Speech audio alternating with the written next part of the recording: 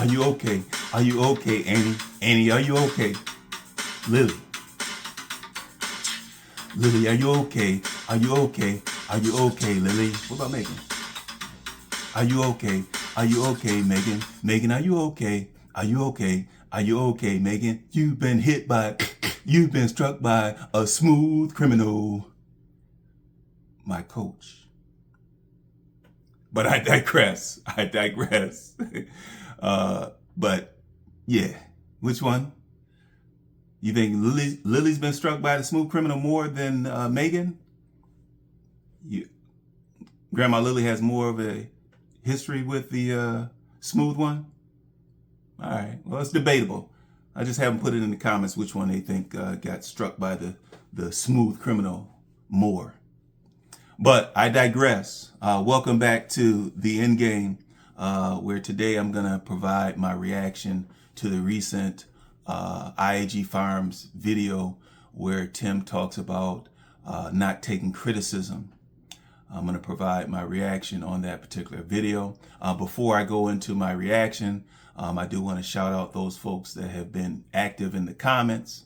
I do want to recognize you heavy Tim followers, you heavy Tim writers in the comments. I see what you guys are saying about me not being the captain, about some captain I am, falling asleep on the boat, and letting folks just come in and critique, aka drag your supposed coach Tim. If you're the captain, you need to be awake on the boat to safeguard your captain, aka our pastor. I hear you guys. Keep loading those comments. I promise you I'll do better. I promise you I can do better as far as shielding your pastor from some of the feedback that he's getting in these comments. I mean, you really can think of me as the proverbial farm gates. I mean, I'm going to lock it down from here on out. I understand I've been slacking a little bit. I'm going to lock it down from here on out and prevent those critical comments from coming in through the. I'm going to prevent those critical comments from coming in through the feedback. Now, Tim's thumbnail talks about going from prison to purpose, and that's highly admirable. Coach, I want to give you full recognition on that. I love to see the photos, and I think it's just photos. I love to see the photos that you provide of some of the ministry work that you were doing in the community. I like to see the baptisms that you were performing in the community. Some of the video footage of the ministry, the outdoor ministry that you were doing. I love to see that stuff, Tim. I mean, it really is. It's really something to behold. It's for me, it's really nostalgia because it brings back memories of the good old days, Tim. I remember when you came out of prison and you were active in your ministry, active in the community. And I mean, the only thing is that although it's heartwarming to see those from the past, it's a little bit saddening to know that the seasons have changed many times. You know, the seasons have changed many times since then. And for one reason or another, apparently you're not in the season of ministering anymore. You're not in the season of reaching out to the community anymore. You're not in the season of helping to save souls anymore. And so I hope that those olden days, I hope that they return sometime soon, Tim. I mean, I hope that the locks come off the gates, the metaphorical locks. I hope the metaphorical locks come off the gates and sometime soon, Coach, so that you can put some of those donations to better use, Tim. Put some of those donations and some of those offerings and some of those tithes that your Tim worshipers that have PayPal'd or Cash App'd to you or sent to your post office box. I hope that you'll be able to put some of those gifts or tips to good use sometime soon, Coach. Now, the thumbnail talked about going from prison to purpose, which was great for you, Tim. Now, the flip side is that I hope one of your next videos will be about going from purpose to prison. And this needs to be a 2 or 3 part series about our beloved Megan. Okay, Coach? We need to talk about how Megan went from purpose, because remember, she was strong in her ministry. She was strong in her missionary work. And so she had intense purpose. And since then, at least for the last few years, it appears that she's gone from that purpose to some type of imprisonment. And I mean, those are strong words, but when you think about somebody being in prison, you talk about separating them from their loved ones. You talk about isolating them. You talk about locking them up behind some type of gates. You talk about monitoring and regulating their communication with the outside world. You talk about controlling their finances. You talk about regulating their travels. And so in Megan's case, it appears that she's kind of reverted in the other direction. She went from purpose to being on lockdown. And so we're going to look forward to it. Your faithful viewers, we're going to look forward to that next video, Tim, where we can document, where you'll be willing to document her journey, and hopefully you can shed some light onto that, as far as how that has been something good in her life, and how that somehow reflects God's calling on her life. Now, Tim, you were talking about the cattle hauler that you were negotiating with the old farmer. I think his name was Hondo. When you talk about negotiating with them, you talk about the fact that when you saw that cattle hauler out in his field, you had a glimmer in your eyes. A glimmer, yes? And, we'd like to liken it to the glimmer that you had in your eye when you saw Megan for the second or third time. That glimmer in your eye, as in, I found a good one. So you acknowledge that you had a glimmer in your eye when you saw that cattle hauler, which implies that you saw that there was a lot of promise there. Now, some of us that have been around hustlers for much of our lives, we understand what that glimmer means. Okay? So some of those hustlers, they get that glimmer and then they start twiddling their fingers, and you can see their mind kind of working there, and they're like, okay, well, how can I tweak? How can I adjust? How can I work this opportunity in my favor? And so a lot of us, we're familiar with that glimmer. We've seen it before. And now, it was nice that you actually went on and you were honest about the fact that you only had $600 in your account.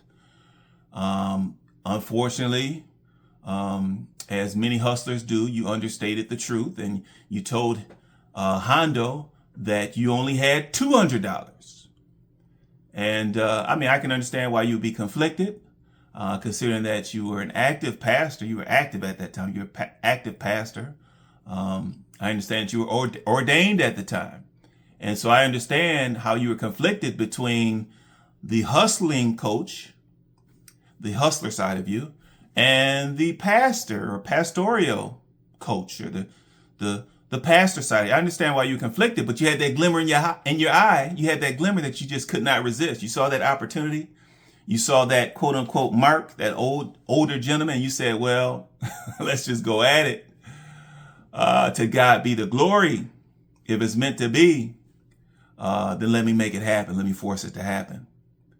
But you went on and you talked about how you said you only had the $200. And he said, well, obviously you're not serious about this. Obviously you think that, just because I'm old, I'm naive. But it's like, man, you're not serious about this. Yeah. Keep on stepping, pastor, which is not something that you hear someone tell a pastor often, but he knew when someone was trying to hustle.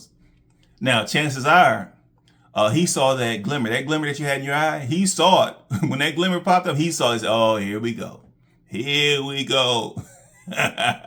Street pastor trying to get it in on me. all that work that I've done with him, supporting him in his ministry, the respect that I had for him as a pastor. Apparently he's willing to let that go by the wayside for the sake of trying to hustle me on this cattle hauler. The story starts back probably about 5-6 years ago. We were living in the city and we were coming back and forth. We were living in the city, so we would come down to the farm every other day. And so we would live in the city and we would do our ministry in the city. And then on that off day from ministry in the city, we would come down to the farm. And I ended up meeting this guy named Hundo. And he, you know, the Lord gave us favor in his heart, an old man named Hundo. And the Lord gave us favor in his heart.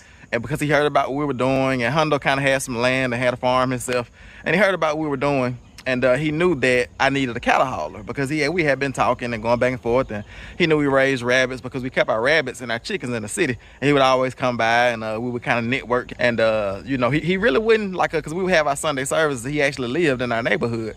He wouldn't ever come to our Sunday services, but he would come throughout the week and talk to me and be like, what's going on, Pastor Tim? What was the sermon about this Sunday, Pastor Tim? You know, and I would pray for him and things like that. Like, we had a very, very, you know, strong relationship in that season. Me and Hundo ended up loading up, and I trailed him out there. I hopped in my truck, he hopped in his truck. I trailed him out to his property, out to his fields. He had horses. It was in one of his old horse pastures. And we went out there into that horse pasture.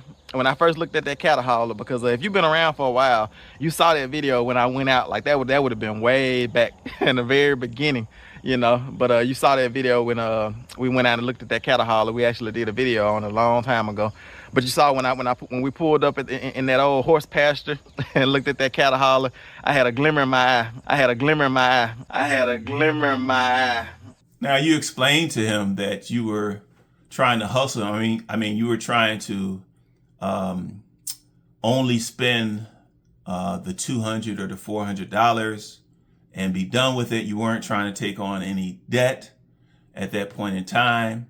And you said, I guess you said that, you know, I can't give you some now and then give you some over time. And because you didn't want any debt. And that's respectable. We can respect that. But I thought it was odd that we're talking about the old cattle hauler, and you were referencing the new cattle hauler, and you're talking about not accumulating any debt with the old cattle hauler, but you really didn't share with us viewers about how you purchased the new hauler. Considering that you're on this debt-free journey, we were waiting for you to just go ahead and just utter. It was only going to take a few words, Tim. You could just say, hey, we paid cash. We're debt-free.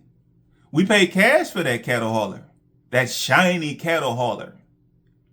We paid cash. But for some reason, I'm not sure why you would not share that with us viewers. I mean, it would be highly inspirational, highly motivational for you to share that with us, Tim. But, Coach, how come you didn't share that it was paid for in cash? I mean, could it be that it was financed? Would my coach finance a cattle hauler and not divulge that to his viewers? You mean my coach? I knew that the offer that I was about to make was going to seem crazy, but I just made it by faith because I knew that all we had in our bank account at the time in our savings was about $600.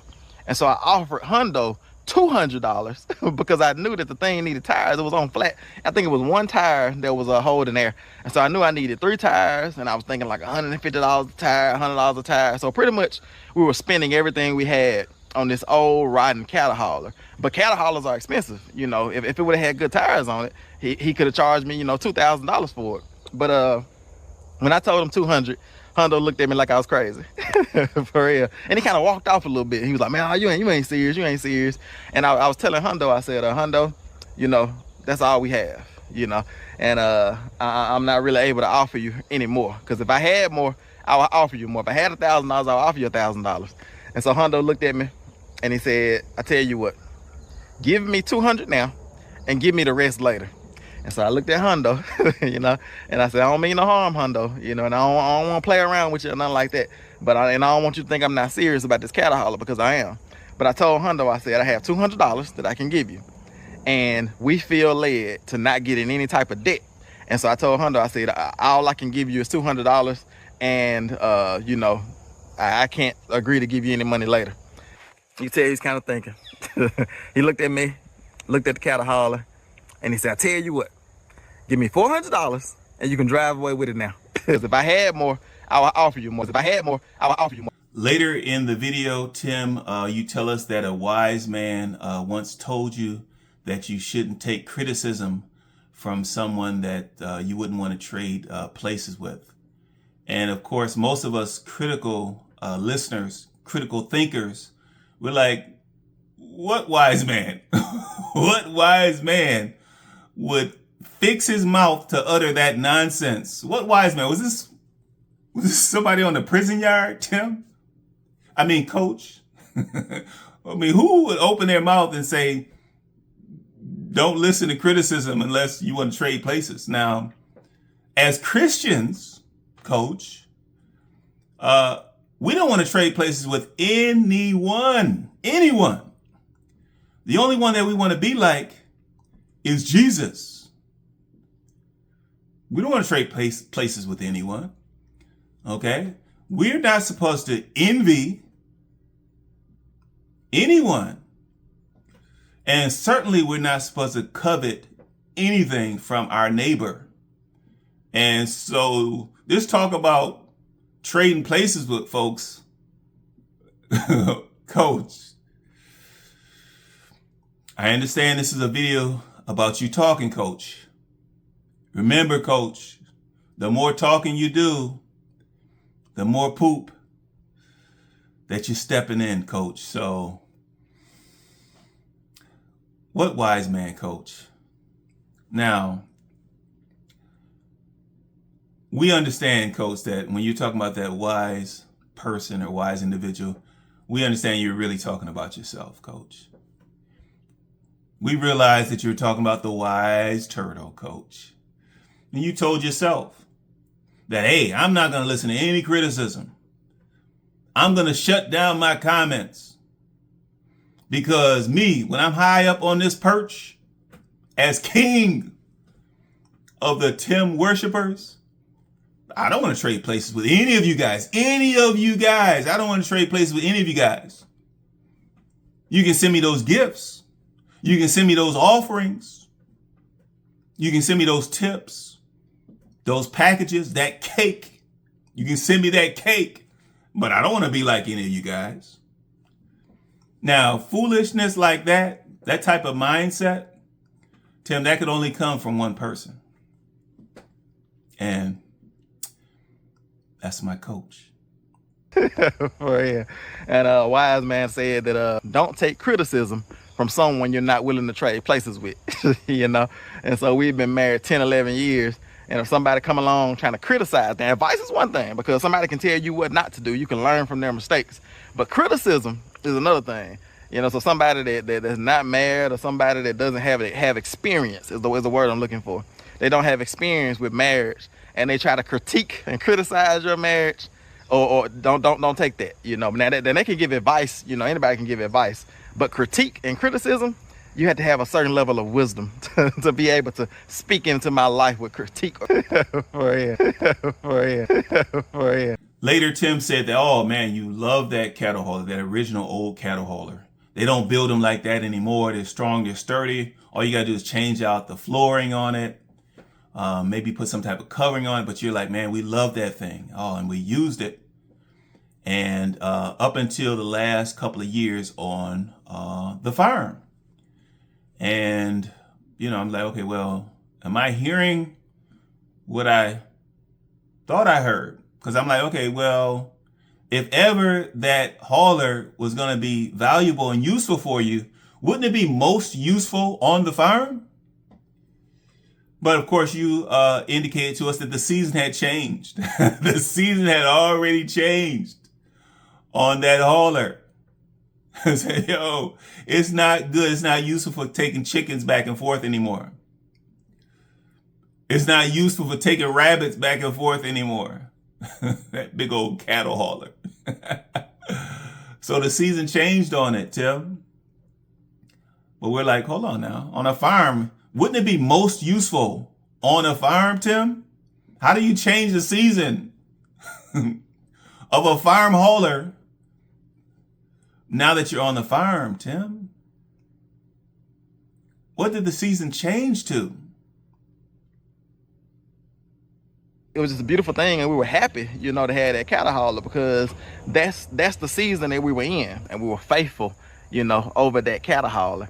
But there came a time when we moved down to the farm about 2 years ago, that cattle hauler just sat there because we kind of, you know, weren't selling as many hogs, weren't raising as many hogs, weren't giving away as many hogs or sheep or anything like that. And like I said, the season for us using that cattle hauler, like, so much, it became sparingly. Like we didn't use it as much once we moved down here over the last 2 years. So it just sat there, and it sat there and sat there for about 2 years. And one of my neighbors ended up asking for that cattle hauler. All right, that's it for my reaction to that recent IAG Farms video about not listening to criticism from folks that you're not willing to envy, or from folks that you're not willing to covet from, but about not taking criticism from folks. That's it for my reaction. Please like, comment, and subscribe. Chop it up in the comments. You heavy Tim followers, I always look forward to your commentary. Always look forward to it. Continue to load up the comments. Love goes out to my current subscribers. Thank you for showing me that love.